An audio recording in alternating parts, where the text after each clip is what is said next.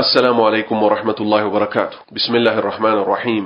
الحمد لله رب العالمين والصلاة والسلام على رسول الله وعلى آله وصحبه أجمعين. إن شاء الله تعالى زاري رمضان سمنتين كنو زاري دمو لاستوساتشو مفلقو ملكتين محمد صلى الله عليه وسلم ماناتشو ميلون ባጭሩና ያለን ማለት ነው። እንደሚታወቀው አላሁ ሱብሓነሁ ወተዓላ ከሰባት ሰማያት በላይ ከውሃው በላይ ከአርሹ በላይ ከፍ ብሎ ያለ ታላቅ አምላካችን ነው። እኛን ደግሞ እዚህ ምድር ላይ የፈጠረበት ዋና ዓላማ እሱም በብቸኝነት እንድናመልከው ነው። ይህንን አምልኮ ግን ለእያንዳንዱ ህዝብ እንዲያሳዩ በየዘመኑ የላካቸው መልእክተኞች አሉ። ለምሳሌ የመጀመሪያው መልእክተኛ ትላንት እንዳየነው ኖህ ናቸው ብለናል። እንደነ ኢብራሂም፣ እንደነ ሙሳ፣ እንደነ ኢሳ፣ እንደነ ዳውድ፣ ሱለይማን፣ ዘከሪያ፣ ያዕቁብ፣ ዩሱፍ፣ ዩኑስ፣ የህያ የተለያዩ መልእክተኞች አሉ። አላህ ብዙ መልእክተኞች ልኳል። ወኻተመሁም የመጨረሻቸው ደግሞ ማናቸው? ነብዩ መሐመድ ናቸው ሰለላሁ ዐለይሂ ወሰለም። ቀብር ውስጥም ገብተን ምን ጠየቀው? የመጀመሪያ 3 ጥያቄዎች ውስጥ ጌታህ ማን ነው? ሃይማኖትህ ምንድነው? ከዛስ በእናንተ መሃል የተላከው መልእክተኛ ማን ነው ተብሎ ስለ ነብዩ ሰለላሁ ዐለይሂ ወሰለም እንጠየቃለን ማለት ነው። ስለዚህ ስለሳቸው ማወቅ ግድ ይለናል። መጀመሪያ የተላኩበት ዓላማ በአጭሩ ምንድነው? ከዛ ወደ ዘር ሐረጋቸው ባላህ ፍቃድ እንገባለን ማለት ነው። የተላኩበት ዋና ዓላማ አርሰለሁላህ አላህ እኮ ልኳቸዋል ሊናሲ ለሰው ልጆች በጠቅላላ ማለት ነው። ዩአሊሙሁም ሊያስተምሩ ለሰው ልጆች አልኢስላም እስልምና ሊያስተምሩ ለሰው ልጆች በጠቅላላ ተልከዋል። በአተሁላህ አላህ እኮ ላካቸው ቢኒዛረቲ በማስጠንቀቅ አን ሽርኪ ከሽርክ ከማስጠንቀቅ ወይድዑ ይጣሩ ዘንድ ኢለ ተውሂድ ወደ ተውሂድ ይጣሩ ዘንድ ማለት ነው። የተላኩበት ዋና ዓላማው አስኳሉ ይሄ ነው። የተላኩበትን ዋና መልእክት በአጭሩ አየን ማለት ነው። ሁለተኛ የዘር ሐረጋቸው ምን ይመስላል? የዘር ሐረጋቸው ሙሐመድ ኢብኑ አብዱላህ ኢብኑ አብዱል ሙጠሊብ ኢብኑ ሃሺም وهاشم من قريش وقريش من العرب والعرب من ذرية إسماعيل ابن إبراهيم الخليل عليهما وعلى نبينا أفضل الصلاة والتسليم. ترجو محمد يبالالو كو سماچو بيتسب ያወጣላቸው ስም ሙሐመድ ነው። አላህ ራሱ በቁርአን ላይ ሙሐመዱን ረሱሉላህ ሙሐመድ እኮ የአላህ መልእክተኛ ነው አላቸው። ሙሐመድ ብቻ ግን አይደለም የሳቸው ስም አህመድም ይባላሉ፣ ማሂም ይባላሉ፣ ሐሽርም ይባላሉ። ስለዚህ ሌሎች ስሞችም እንዳላቸው በዚሁ ልናቅ ይገባል ማለት ነው። ኢብን ማለት ልጅ ማለት ነው። የማን ልጅ ናቸው እሳቸው? አብዱላህ አባታቸው ስሙ አብዱላህ ይባላል። ስለዚህ እሳቸው ከምን የተገኙ ናቸው ማለት ነው? ከሰው የተገኙ ናቸው። እናት አላቸው ደግሞ ልክ እንደማንኛውም ሰው ከእናት ማህፀን ነው የወጡት። እናታቸው ደግሞ ማን ትባላለች? አሚና ትባላለች። ስለዚህ አባታቸው አብዱላህ እናታቸው አሚና ከወንድና ከሴት የተገኙ ናቸው ማለት ነው። ስለዚህ ሰው ናቸው። ለምንድነው ሰው ናቸው የሚለው ላይ ጫን ማለት ያስፈልገው ማለት ነው? የአላህ ባሪያዎች ሆይ ተሸዋውዶ ማለፍ እንደሌለ ተነጋግረናል አይደል? አገራችን ላይ አንድ የክህደት ንግግር ይነገራል። ምን የሚል ኑሩን ከኑሩ خلቀው ጀሊሉ ይባላል። ይሄ ከእስልምና ያስወጣል። አላህ ለምሳሌ አደምን ከአፈር ነው የፈጠርኩት ብሎ ሲያበቃ አይ ከብርሃን ነው የፈጠርከው ብንል ክህደት ውስጥ እንወድቃለን። ለምን? የአላህን ቃል ማስተባበል ነውና ማለት ነው። ኑሩን ሲሉ ማንን? ነብዩ መሐመድን እያሉ ነው ሰለላሁ ዐለይሂ ወሰለም። ከኑሩ ከብርሃኑ خلቀው ፈጠረው ጀሊሉ አላህ ፈጠረው ይላሉ። ነብዩ መሐመድ ሰለላሁ ዐለይሂ ወሰለም ደግሞ ሰው እንጂ ሌላ ምንም አይደሉም ማለት ነው። ራሳቸውን አላህ ምን ይላቸዋል? ቁል በል ያ ነብዩና ሰለላሁ ዐለይሂ ወሰለም ኢነማ አነ በሸሩ ሚስሉኩም እኔ እኮ ልክ እንደናንተው ቢጤያችሁ ሰው እንጂ ሌላ አይደለሁም። ዩሃ ኢለይ መለየው ግን ከናንተ ወደኔ መለኮታዊ ራእይ ይወርዳል ብለህ ንገራቸው አለ። ስለዚህ ከክህደት ንግግር እንጠንቀቅ። የሰው ዘር ናቸው። ስማቸው ማን ነው? ሙሐመድ ኢብኑ አብዱላህ የአብዱላህ ልጅ የሆነው ኢብኑ አብዱል ሙጠሊብ የአብዱል ሙጠሊብ ልጅ የሆነ አብዱላህ ደግሞ ማለት ነው። ኢብኑ ሃሺም አብዱል ሙጠሊብ ደግሞ የማን ልጅ ነው? የሃሺም ልጅ ነው። ወሃሺሙን ሃሺም ደግሞ ምንድነው? ሚን ቁረይሹን ከቁረይሽ ጎሳ እኮ ነው። ወቁረይሹን ቁረይሾች ደግሞ ምንድናቸው? ሚነል አረብ የአረብ ዝርያዎች እኮ ናቸው። ወልአረቡ አረቦች እኮ ደግሞ ሚን ዙርየቲ ኢስማኤል የኢስማኤል ዘሮች እኮ ናቸው። ኢስማኤል ደግሞ ማን ናቸው? ነብዩላህ ኢስማኤል ማለት ነው። ኢብኑ ኢብራሂም የኢብራሂም ልጅ እኮ ናቸው። የነብያት ሁሉ አባት ማን በመባል የሚታወቀው? አልኸሊል አላህ ፍጹም ወዳጅ አድርጎ የያዘው የኢብራሂም እኮ የመጀመሪያ ልጅ ናቸው እስማኤል። ስለዚህ ነብዩ ሰለላሁ ዐለይሂ ወሰለም የማን ዘር ናቸው ማለት ነው? የኢስማኤል ዘር ናቸው፣ የኢብራሂም ዘር ናቸው ማለት ነው። አለይሂማ በእነሱ ላይ ይሁን በማንና በማን? በኢብራሂምና በኢስማኤል ላይ። ወአላ ነብይና በእኛም ነብይ ላይ ይሁን አፍደሉ ሰላቲ ወተስሊም በላጭ የሆነ ሰላትና ውዳሴ ይሁንባቸው። ሶስተኛ እድሜያቸው ስንት ነው? ነብዩ ሰለላሁ ዐለይሂ ወሰለም እዚች ምድር ላይ ለ63 ዓመት ኖረዋል ማለት ነው። 40 ከነብይነት በፊት 23ቱ ከነብይነት በኋላ። ይሄን ማወቅ ለኛ ይጠቅመናል። ምን ለማድረግ? በተለይ ራሱን ወደ ዳዕዋ የሚያስጠጋ ሰው አንድ፣ ሁለተኛ መላው የሙስሊም ማህበረሰብ ጭምር ራሱ ለምን መልእክት ነው የተላኩት የሚለው ይገባዋል። ጠቡስ ከመካ አጋሪያን ጋር መቼ ጀመረ የሚለው ይገባዋል ማለት ነው። 40 ዓመት ድረስ እዚህ ምድር ላይ በሚኖሩበት ወቅት ነብዩ ሰለላሁ ዐለይሂ ወሰለም አንድም ቀን ከመላው ማህበረሰብ አንዲት አይነት ተቃውሞ አጋጥሟቸው አያውቅም። አብዛኛውን ጊዜ ምን እንሰማለን? ሙሐመዱል አሚን ሲባል እንሰማለን።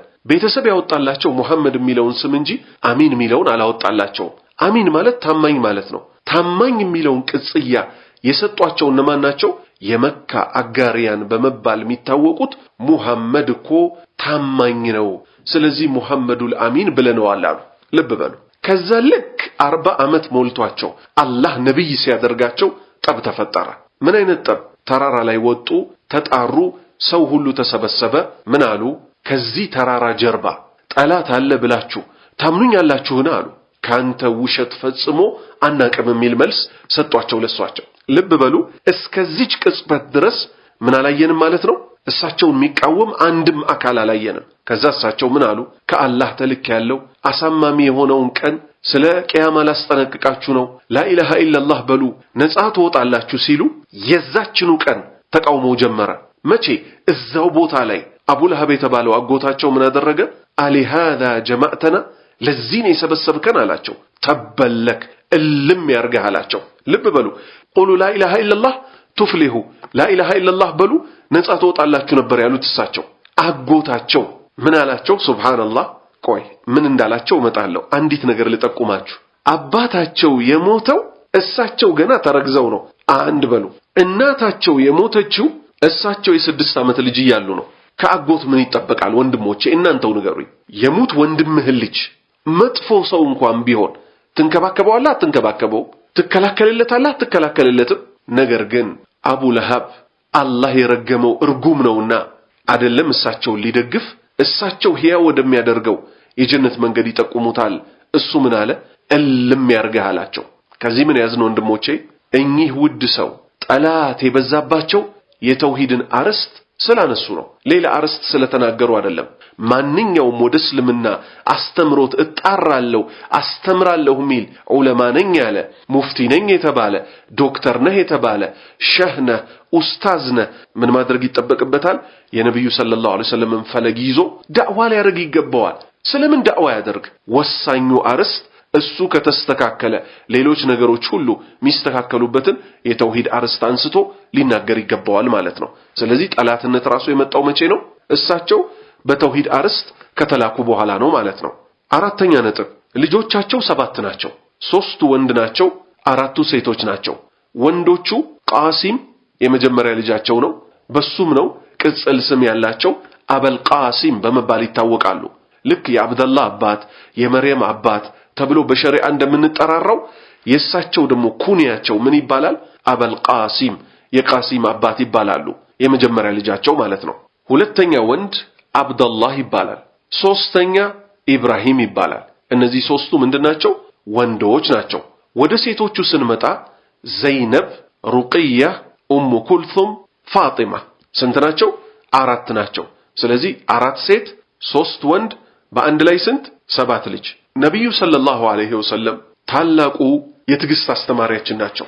እሳቸው በህይወት እያሉ 6 ልጅ ቀብረዋል፣ ከ7 ልጆች ማለት ነው። ልብ በሉ። አንድም ቀን ግን አላህን አማረው አያውቁ። ልጃቸው ፋጢማ ሴቷ ማለት ነው በጣም ውድናት እሳቸው ዘንድ። አካሄዷ ልክ እንደ አባቷ የተባለላት የአባቷ እናት ናት የተባለላት ሴት ናት። ምን በማድረግ ለአባቷ በጣም ተንከባካቢ ውድ ሴት ስለነበረች ማለት ነው። ስድስቱ ልጆች ሞተው እሷ ብቻ ቀረች። እሳቸው ሲሞቱ ኃይለኛ ለቅሶ አለቀሰች፣ ኃይለኛን ሳቅ ሳቀች። ምን አድርገዋት? ጠጋ አደረጉና እሳቸው የሞት አፋፍ ላይ ባሉበት ሰዓት ጠጋ አድርገው የሆነ ነገር ነገሯት። በጣም አለቀሰች። አሁንም ድጋሚ ጠጋ አድርገው በጆሮዋ ሌላ ነገር ነገሯት። በጣም ሳቀች። ይሄ ምንድን ነበረ? በዚህ በሽታዬ ነው የምሞተው ብለው ሲነግሯት እሷ በጣም አለቀሰች አዝና። ከቤተሰቦቼ ቀድመሽ የምትገናኘኝ አንቺ ነሽ ሲሏት ደግሞ በጣም ምን ሆነች ማለት ነው? ደስ አላት ማለት ነው። ልብ በሉ፣ ይሄን የመሰለ የፍቅር ህይወት ያሳለፉ ታላቅ ግለሰብ ነበሩ ማለት ነው። አምስተኛ ነጥብ፣ ሚስቶቻቸው 11 ናቸው። የመጀመሪያ ሚስታቸው ኸዲጃ ቢንት ኹወይሊድ ትባላለች ረዲየላሁ ዐንሃ። አላህ መልካም ስራዋን ይውደድላትና ነብዩ ሰለላሁ ዐለይሂ ወሰለም እሷ ሞታ እንኳን ፍቅሯ ሊለቃቸው አልቻለም። ለምን? የእስላም ታላቅ ባለውለታ ናት። ሐታ እነ አኢሻ ረዲየላሁ ዐንሃ ቅናት እስኪገባቸው ድረስ ማለት ነው። ለምን? በህይወት እንኳን ሳትኖር የሷ ፍቅር በጣም ውስጣቸው ገብቶ ነበር። አላሁ ሱብሓነሁ ወተዓላ እዚህ ምድር ላይ ያለች ሰላም ታልኮባታል። የቃሲም እናት ኸዲጃ ረዲየላሁ ዐንሃ የእስላም ባለውለታ ከታላላቅ ውድ ሴቶች ውስጥ በኢስላም ታሪክ አንደኛዋ ኸዲጃ ናት ማለት ነው። ነብዩ ሰለላሁ ዐለይሂ ወሰለም አይዞህ ምንም አትሆንም በማለት አጠገባቸው ሆና በገንዘብ በስንት ነገር ያበራታች ናት። ልብ በሉ የታላቅነቷን እሳቸው ዘንድ ምን ያህል ልባቸው ውስጥ ቦታ እንደነበራት ማወቅ ከፈለግን ይሄንን እንስማ። እሷ የሞተችበት ዓመት ምን ተብሎ ይጠራል ማለት ነው? አመል ሁዝን፣ የሐዘን ዓመት ተብሎ እስኪጠራ ድረስ ማለት ነው። ሁለተኛ ሚስታቸው አኢሸት ረዲየላሁ ዐንሃ የአቡበክር ስዲቅ ልጅ የሆነችው አኢሻ ናት። እቺም ታላቅ የምእመናን እናት የነብዩ ሰለላሁ ዐለይሂ ወሰለም ሆነ የኢስላም ባለውለታ ናት። ነብዩ በጣም ይወዷት ነበር። ሐታ ነብዩ ሰለላሁ ዐለይሂ ወሰለም ሞት አፋፍ ላይ ሆነው እሷ ደረት ላይ ነው ህይወታቸው ያለፈው ማለት ነው። ሶስተኛ ሚስታቸው ሐፍሳ ቢንት ዑመር የዑመር ኢብኑ ኸጣብ ልጅ የሆነችው ሐፍሳ ናት ማለት ነው። ባሏ ሲሞትባት ነብዩ ሰለላሁ ዐለይሂ ወሰለም አገቧት ማለት ነው። ነብዩ ሰለላሁ ዐለይሂ ወሰለም ከአኢሻ ውጪ ልጃገረድ የሆነ ሴት አላገቡም። 11ዱ ሚስቶቻቸው ከማን ኸዲጃን ጨምሮ ሁሉም ባላግብተው የፈቱ ባል የሞተባቸው ነበሩ። እኚህ ናቸው የኛ ነብይ የሴቶች ጉዳይ በጣም የሚያሳስባቸው፣ የየቲሞች ጉዳይ በጣም የሚያሳስባቸው የታላቅ ስብዕና ባልተቤት የሆኑት ውዱ ነብዩ ሰለላሁ ዐለይሂ ወሰለም። ለምሳሌ ኡሙ ሰለማ የሰለማ እናት በመባል የምትታወቀው፣ አቡ ሰለማ በመባል የሚታወቀው ታላቁ ሷሃባ ባሏ ሞቶባት በጣም አዝና ምን ስትል ስታለቅስ ነብዩ ሰለላሁ ዐለይሂ ወሰለም ከጀርባዋ አለፉ። አረ ሶብር አድርጊ ታገሺ፣ አላህ በተሻለ ይተካሻል አሏት ሊያጽናኗት። እሷ ምን አለች? ከአቡ ሰለማ ወዲህ ደግሞ ማን ይመጣል አለች። በጣም እንግዲህ ውድ ሰው ነበር። ጎዳት የሱ ሐዘን። ነብዩ ሰለላሁ ዐለይሂ ወሰለም የምርጦች ሁሉ ምርጥ የማይተካቸው እሳቸው አገቧት ማለት ነው። እንዲህ አይነት ሰው ነበሩ እሳቸው። አራተኛ ሰውዳ ቢንት ዘምዓ አራተኛ ሚስታቸው ደግሞ ሰውዳ ትባላለች። አምስተኛ ዘይነብ ቢንት ኹዘይማ። ስድስተኛ ኡሙ ሰለማ ሂንድ ቢንት አቢ ኡመያ። ሰባተኛ ዘይነብ ቢንት ጃህሽ። ስምንተኛ ጁዌሪያ ቢንት አልሐሪት። ዘጠነኛ ሶፊየቱ ቢንት ሁየይ። አስረኛ ኡሙ ሀቢባ ረምላ ቢንት አቢ ሱፊያን። 11ኛ መይሙና ቢንት ሐሪት። እነዚህ ናቸው እንግዲህ የነብዩ ሰለላሁ ዐለይሂ ወሰለም ሚስቶች ማለት ነው። ዛሬ ያየነው የአላህ ባሪያዎች በአጭሩ ለምን ተላኩ? 1 የዘር ሐረጋቸው ምን ይመስላል? 2 እድሜያቸው ስንት ነው? 3 ልጆቻቸው ስንት ናቸው? ስንቶቹ ወንድ ናቸው? ስንቶቹ ሴት ናቸው? ሚስቶቻቸው ስንት ናቸው? ይሄንን ነጥብ ብቻ ነው ያየነው። ሲራ የሚባለው ይሄም ነው ማለት ነው። የእሳቸው የህይወት ዘመን ምን ይመስል ነበር የሚለውን ማየት ማለት ነው። በአጭሩ ለዛሬ ያየነው ይሄንን ነው ማለት ነው። ነገ ደግሞ የእሳቸው ሐቅ በእኛ ላይ ምንድነው የመሳሰሉትን ከዚህ በኋላ ደግሞ እየተወያየን እንሄዳለን ማለት ነው። ለዛሬ ደግሞ ያዘጋጀሁላችሁ 2 ዱዓዎች። አንደኛው ምን ይላል? اللهم أحسن عاقبتنا في الأمور كلها وأجرنا من خزي الدنيا وعذاب الآخرة. ترجم اللهم أحسن عاقبتنا الله هوي مجرشاتنا أسامره في الأمور كلها بنقروش كله مجرشاتنا أسامر الله وأجرنا تبكا من خزي الدنيا كدنيا وردت دمو تبكا وعذاب الآخرة ከሚቀጥለው ዓለም አሳማሚ ቅጣትን ጠብቀን። ይሄ አንድ ነው ማለት ነው። ሁለተኛው ዱዓ ደግሞ ነብዩላህ ዩሱፍ አለይሂ ሰላም ስንት መከራ ከደረሰባቸው በኋላ መከራውን አላህ መጨረሻ ላይ በድል በፈረጃ ለውጦላቸው ከአባታቸው ከእናታቸው ጠላት ሆነውባቸው ከነበሩት ወንድሞቻቸው ጋር መልሶ ከደበለቃቸው በኋላ እንዲህ ሲሉ ጌታችንን ለመኑት። ፋጢረ السماوات والأرض أنت ولي في الدنيا والآخرة توفني مسلما وألحقني بالصالحين። ትርጉም ፋጢረ السماوات والأرض አንተ የሰማይና የምድር ፈጣሪ የሆንከው አንተ ወልይ في الدنيا والآخرة በዚህም ዓለም ይሁን በመጨረሻይቱ ዓለም አንተ ነህ እኮ ረዳቴ። ተወፈኒ ሙስሊመን ሙስሊም አድርገህ ግደለኝ። ምክንያቱም አላህ ምን ብሏል? ያ አዩሃ الذين آمنوا اتقوا الله حق تقاته ولا تموتن إلا وأنتم مسلمون። እናንተ ያመናችሁ ሆይ አላህን የሚገባው የሆነ ፍራቻ ፍሩት ሙስሊሞች ሆናችሁ ቢሆን እንጂ እንዳትሞቱ። ሙስሊም ሳይሆን ወደሚቀጥለው ዓለም የሄደ ሰው አለቀለት፣ አሳማሚ ቅጣት ተዘጋጅቶለታል። ተመልከቱ፣ እሳቸው ነብይ፣ አባታቸው ነብይ፣ አያታቸው ነብይ፣ ቅድመ አያታቸው ነብይ የሆኑት ዩሱፍ አለይሂ ሰላም ምን አሉት? ተወፈኒ ሙስሊማን ሙስሊም አድርገህ ግደለኝ፣ ወአልሂቅኒ ቢሷሊሂን በመልካሞቹ አስጠጋኝ ሲሉ አላህን ለመኑት ማለት ነው። እኛም ሁል ጊዜ ሙስሊም አድርገህ ግደለን፣ ዝርያዎቻችንን ሙስሊም አድርግልን፣ ከሽርክ ከክህደት ጠብቀን ብለን ጌታችንን ልንለምነው ይገባል ማለት ነው። የአላህ ባሪያዎች ሆይ የዛሬ ትምህርቴን በዚህ ጨርሻለሁ። አላሁ ሱብሓነሁ ወተዓላ መጨረሻችንን ያሳምርልን፣ ዕውቀት ይስጠን፣ የሱን ውዴታ ይስጠን፣ ቀጥተኛውን መንገድ ይምራን፣ ዘር ማንዘራችንን የተውሂድ ሰው ያደርግልን፣ ከሽርክ ይጠብቅልን፣ ከኒፋቅ አላህ ከጠላው ሁሉ ነገር ይጠብቀን። ወሰለላሁ ዐላ ነቢይና ሙሐመድ ወዐላ አሊሂ ወሰሕቢሂ አጅመዒን። ሱብሓነከ አላሁመ ረበና ወቢሐምዲክ አሽሀዱ አን ላ ኢላሃ ኢላ አንተ አስተግፊሩከ ወአቱቡ ኢለይክ።